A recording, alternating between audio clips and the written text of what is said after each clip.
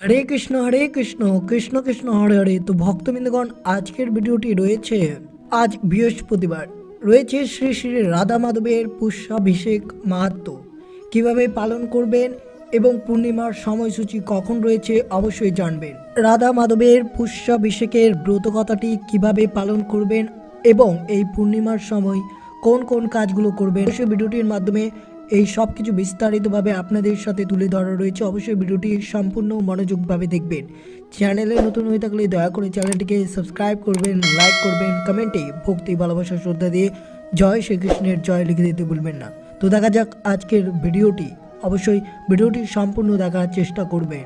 শ্রী রাধা মাধবের পুষ্যাভিষেক ব্রত কথা। কৃষ্ণ গোপীদের হাতে একটি খেলনা মাত্র, তাই একদিন গোপীদের সিদ্ধান্ত নিলেন যে আমরা তাকে সাজাবো, অর্থাৎ পুষ্য অভিষেক মানে ফুল অলংকার কাপড় দিয়ে দেবতাকে সজ্জিত করার একটি অনুষ্ঠান।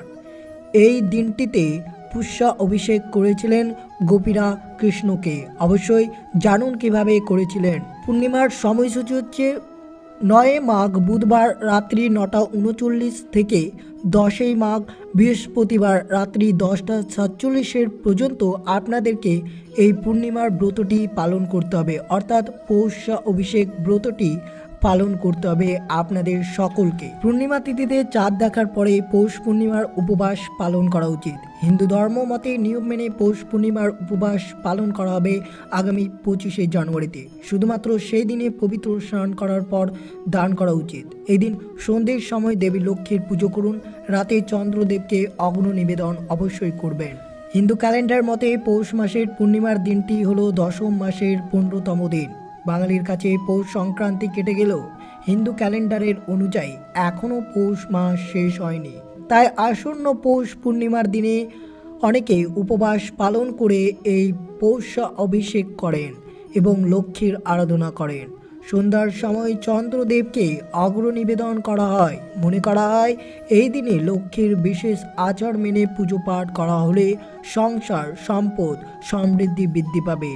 অন্যদিকে চন্দ্রদেবের কৃপায় মানসিক শান্তি বজায় থাকবে, মনোবল ও আত্মবিশ্বাস থাকে তুঙ্গে।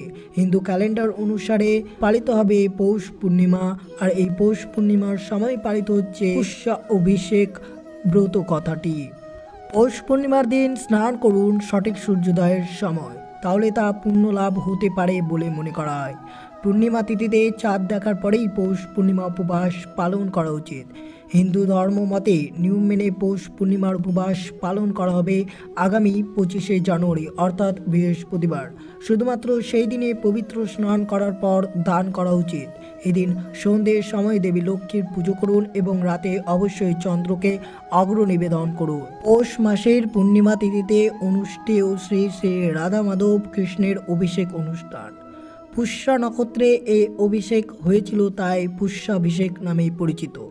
এই দিনে নানা রঙের ফুল দিয়ে শ্রী শ্রী রাধা মাধবকে অনেক আড়ম্বরপূর্ণভাবে অভিষেক করে বলে অনেকে পুষ্যা অভিষেক বলে থাকে। ব্রজলীলায় এই দিনে ব্রজ গোপীগণ পরম আদরে শ্রী শ্রী রাধা মাধব সজ্জাম সুন্দরকে বহুবিধ বনফুল দিয়ে সাজিয়েছিলেন। রাধাকৃষ্ণের নিত্য চিন্ময় সেবা সুখ বৃদ্ধি ব্রজ গোপীদের একমাত্র মনোবাঞ্ছা। যুগল স্বরূপে আনন্দ বর্ধনয় তাদের প্রত্যাহিক কর্ম। ব্রজ গোপীরা এই দিনে ব্রজেশ্বরী রাধারানী ও প্রাণনাথ শ্যাম সুন্দরকে নানা রং ও গন্ধের পুষ্প মাল্য দিয়ে এতে পরিমাণ সাজিয়েছিলেন যেন তারা তাদের নিজের সৌন্দর্যকে ভুলে যান। কৃষ্ণ যখন কোন অসুরকে নিধন করতেন তখন কৃষ্ণের বন্ধুরা পুষ্প বৃষ্টি করে তাকে স্বাগত জানাতেন।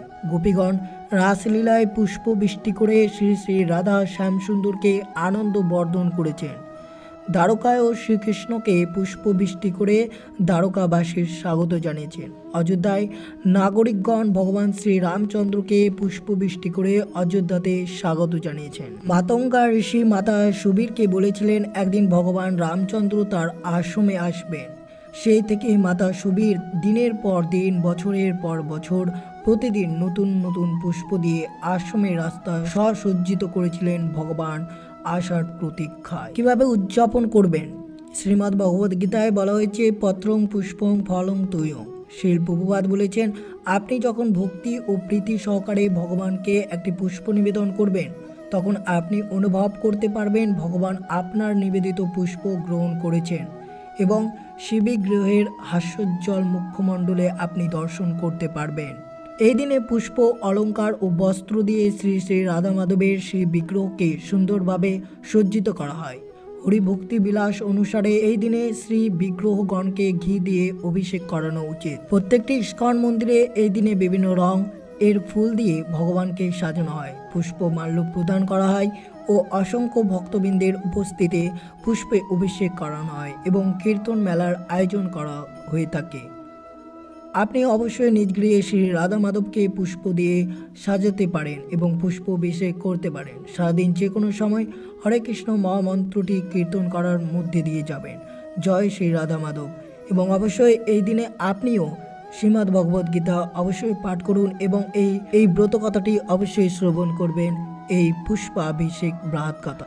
পত্রম পুষ্পম ফলম তয়া ইও আমি ভক্ত প্রয়াসচিত। কৃষ্ণ বলেছেন, যদি কেউ আমাকে ভালোবাসা ও ভক্তি সহকারে একটি পাতা, একটি ফুল, ফল বা জল দেয় তা আমি গ্রহণ করব। বিভিন্ন ভক্তরা এই দিনে বিভিন্ন ধরনের ফুল থেকে কোমল পাপড়ি বের করে এখানে প্রায় 5 ধরনের চন্দ্রমল্লিকা ফুল, 3 ধরনের কাদা, দোপাটি ও ডালিয়া ফুল এবং হাজার হাজার গোলাপ ফুলের কৃষ্ণকে পুষ্প অভিষেক করবে এই দিনে। শিল প্রভুপাদ একবার এইভাবে উৎসবের ব্যাখ্যা করেছিলেন, কৃষ্ণ গোপীদের হাতে একটি খেলনা মাত্র, তাই একদিনে গোপীদের সিদ্ধান্ত নিলেন যে আমরা তাকে সাজাবো, অর্থাৎ ভগবান শ্রীকৃষ্ণকে গোপীরা সাজাবে।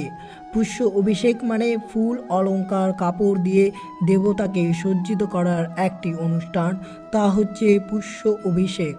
এরপর জমকালো ভোজ করা উচিত এবং রাস্তার মধ্যে দিয়ে একটি শোভাযাত্রা করা উচিত, যাতে সমস্ত নাগরিক দেখতে পায় কৃষ্ণ কত সুন্দর দেখাচ্ছে। আধ্যাত্মিক জগতে গোপীরা কৃষ্ণ ও বলরামকে পালক, ফল, পাতা ও ফুল দিয়ে সাজায়। কুসুম সরোবরের কাছে পুষ্প বনে তাদের অনেক বাগানের মধ্যে প্রতিদিন দুপুরের ঠিক আগে শ্রীমতী রাধারানী সেই বাগান থেকে ফুল সংগ্রহ করে সুন্দর মালা তৈরি করে যখন কৃষ্ণের সাথে রাধাকুণ্ডের দেখা হয়, শ্রী রাধা মাধবকে ফুলের পাপড়িতে বর্ষণ করা হয় এবং অবশ্যই আপনি মন্ত্র এবং পবিত্র নামের সাথে জপ করবেন। একই সাথে চলতে থাকে এই পুষ্প অভিষেক। অবশ্যই এইভাবে আপনারা সকলেই পুষ্প অভিষেক করবেন এবং পূর্ণিমার দিনে যে সকল কাজগুলো আপনাদের সকলকেই করতে হবে। 25শে জানুয়ারি বৃহস্পতিবার পৌষ পূর্ণিমার শুভতিথি। এই দিনে কিছু বিশেষ স্থান রয়েছে যেখানে যাওয়া এবং স্নান করার অনেক গুরুত্ব রয়েছে।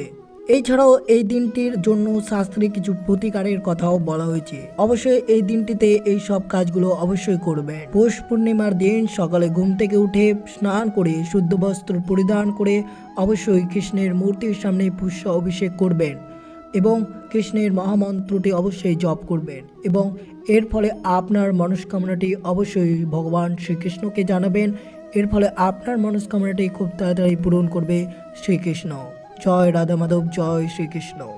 এরপর দেবী লক্ষ্মীকে সুগন্ধি লাগান এবং তারপর সুগন্ধি ধূপকাঠিও জ্বালান। এরপর দেবী লক্ষ্মীর ধ্যান করুন, পরিবার ও সুখ জীবনের জন্য প্রার্থনা করুন। এছাড়াও পৌষ পূর্ণিমার দিন কিছু টাকার উপর হলুদের তিলক লাগান এবং লক্ষ্মী দেবীকে নিবেদন করুন। পরের দিন এই টাকা সংগ্রহ করুন এবং আপনার বাড়ির নিরাপদ লকারে রাখুন। এতে আপনার বাড়িতে দরিদ্র রোধ হবে এবং আপনার আর্থিক সংকটও শেষ হবে। জয় শ্রীকৃষ্ণ।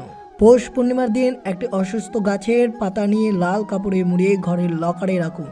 লাল কাপড়ের মোড়ানো অসুস্থ পাতাটি নিরাপদে রাখার সময় দেবী লক্ষ্মীর মন্ত্র জপ করতে ভুলবেন না। ওম শ্রীম হ্রিম শ্রীম কমলে কমলালে প্রসিদ প্রসিদ শ্রীম হ্রিম শ্রীম ওম মা লক্ষ্মী নমঃ। এই প্রতিকার করার পর আপনাকে আরও একটি বিষয়ের যত্ন নিতে হবে। পৌষ পূর্ণিমার পরে পঞ্চম শুক্রবারের মধ্যেই পূর্ণিমার তিথিতে রাখা অসুস্থ পাতাগুলো পরিবর্তন করুন। একই উপায়ে নতুন পাতা রাখুন। গঙ্গা এবং অন্যান্য পবিত্র নদীতে পুরনো শুকনো পাতাগুলোকে ভাসিয়ে দিন। তো এই ছিল ভিডিওটি ভালো লাগলো অবশ্যই চ্যানেলটিকে সাবস্ক্রাইব করবেন, লাইক করবেন, কমেন্টে ভক্তি ভালোবাসা শ্রদ্ধা দিয়ে জয় শ্রীকৃষ্ণের জয় লিখে দিতে ভুলবেন না। এবং ভিডিওটি আপনার বন্ধু বা আত্মীয় বা ভক্তদের সাথে অবশ্যই শেয়ার করবে। সুস্থ থাকবেন, সতর্ক থাকবেন। জয় শ্রীকৃষ্ণ। রাধে রাধে।